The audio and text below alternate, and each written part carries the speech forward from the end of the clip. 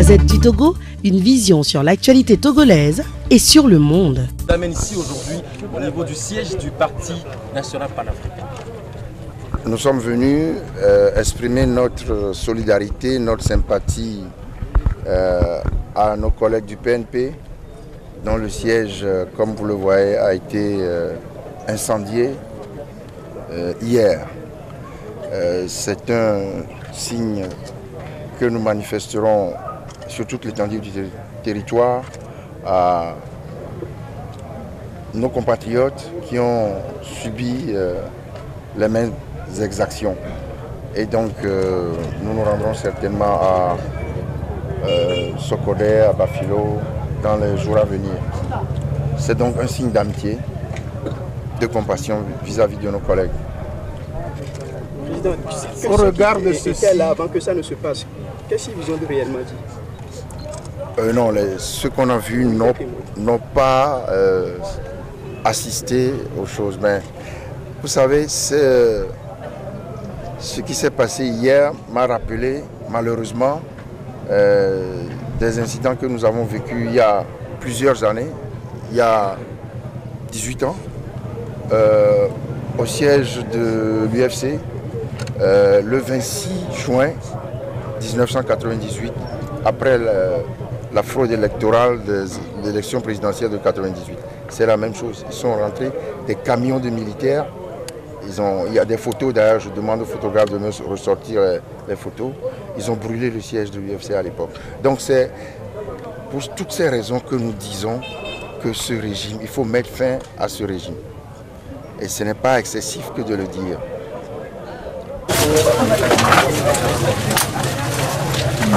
Nous sommes plus que jamais déterminés pour que notre manifestation de demain et de jeudi ait une affluence massive.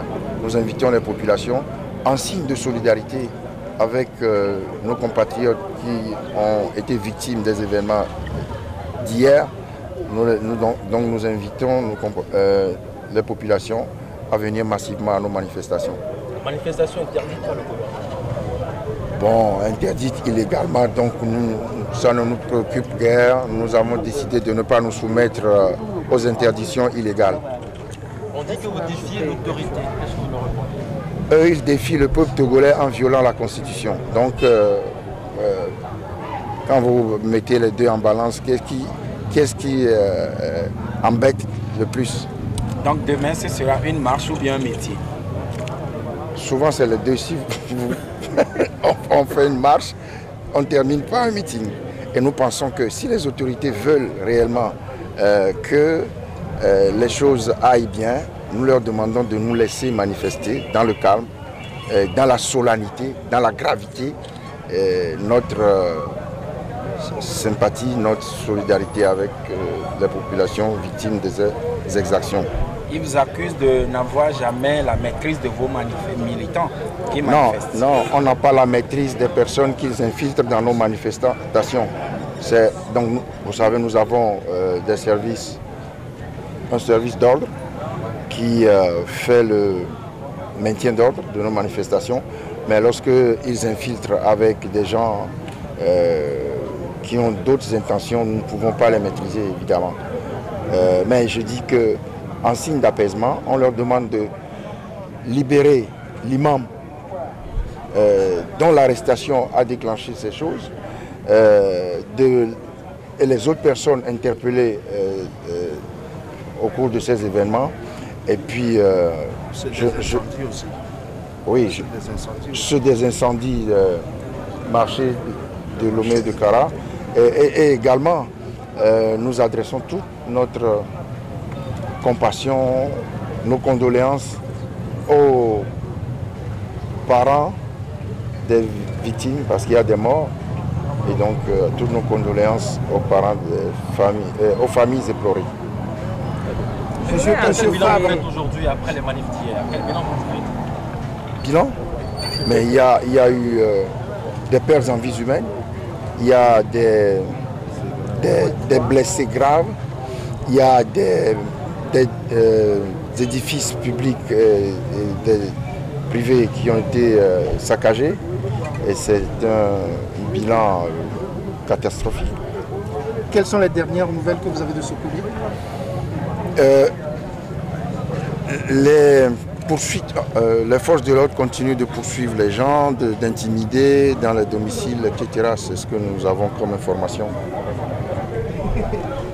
Nous avons recueilli aujourd'hui ici un témoignage précieux qui nous indique qu'en réalité, il y avait des hommes habillés en civil, accompagnés de 2 agents qui sont des forces de défense. Alors ce témoignage nous conforte dans la conviction que depuis quelque temps, c'est le régime qui a préparé des milices et qu'il infiltre dans les manifestations que nous organisons. Nous avons eu des informations précises indiquant qu'il se prépare à faire sortir les mêmes milices demain.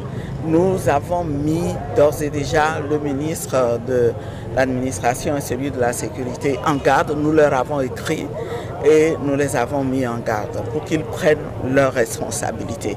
Nous savons que ce régime dit à qui veut l'entendre que l'opposition est violente, l'opposition organise des manifestations violentes, même à l'étranger. Ce midi, il y a vos confrères ghanéens qui ont demandé une interview et qui, parmi les questions posées, demandent « mais pourquoi est-ce que vous faites de la violence ?»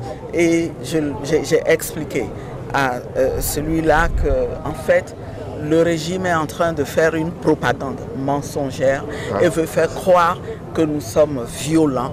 C'est un mensonge.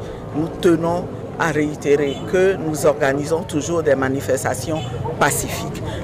Les populations savent, ceux qui ont assisté à l'incendie du siège hier ont eu cette confirmation que, en fait, ils font intervenir des civils qui agissent sous la protection des forces de défense. Et c'est très grave.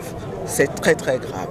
Cette situation préoccupe la communauté internationale. Alpha Condé vous a invité. Quand est-ce que la rencontre aura lieu? Je laisse le chef de file. Non, mais c'est une initiative qui a été bloquée par les événements d'hier. Réellement, il n'est pas correct dans le contexte actuel de se déplacer pour aller voir le président Alpha Condé. C'est également pour lui soumettre le dossier et pour qu'il s'en occupe peut-être avant, si jamais cette rencontre-là était reportée, qu'on devait la reprendre, que le président Alpha Condé prenne la juste mesure de la situation du Togo et que peut-être le dossier soit rapidement confié à des gens qui peuvent s'en occuper sérieusement. Ce dossier, vous l'avez porté à la connaissance de Alassane Ouattara. Qu'est-ce qu'il vous a dit?